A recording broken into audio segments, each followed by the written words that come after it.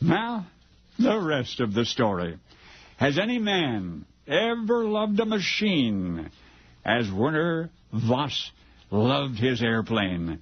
Werner was a World War I German combat pilot and a flying ace. He was a handsome young man with dark hair and smiling blue eyes, and an obsession, a Fokker triplane known as the Dreidecker, or the triple-decker. Werner hand-painted his treasured pet sky blue, and its prop spinner bright red. He even added eyes and nose and a mustache, which some claimed was a caricature of the Kaiser. And, of course, of all of Werner's airplanes, this most beloved bore the pilot's own personal insignia, the emblem he carried into battle, the trademark of Werner Voss. Like to know more about him? Well, he was among Germany's 4 best combat pilots. The others were Lowenhart, Odette, and von Richthofen, whom you remember as the Red Baron. Werner was one of the few flyers to become good friends with von Richthofen, although as the war went on, they became more determined rivals. Many believe that Werner was actually a better combat pilot than the Red Baron. This is interesting. When Werner caught up with the Red Baron's combat kill record, as he did occasionally, Werner, was withdrawn from the front. He was given temporary non-combat duty until von Richthofen had a chance to build up his record again. No one knows for certain whether it was more than a repeated coincidence, but anyway, Werner Voss was one of the few German flyers to venture far beyond the lines, deeply into British territory. And what do you know?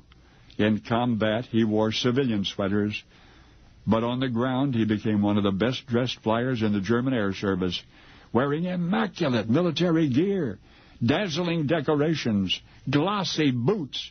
Oh, and remember I mentioned that daring lone wolf insignia, the emblem of which he adorned all his airplanes? The specific origin of that insignia is unknown, although its roots are ancient.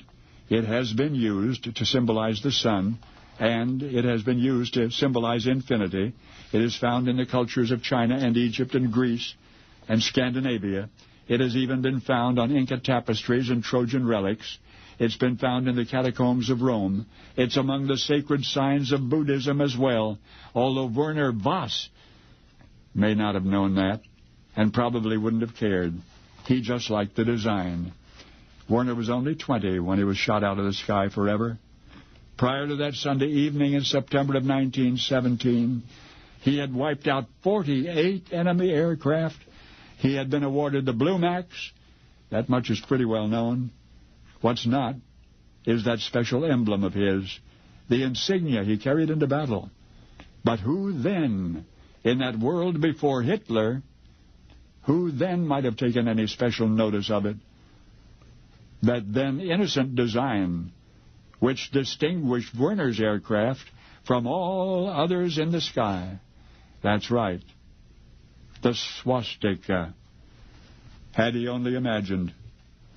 Or did I mention that Werner Voss, one of the greatest, deadliest combat pilots who ever flew, that he, who held the Swastika higher than any theretofore, was a Jew?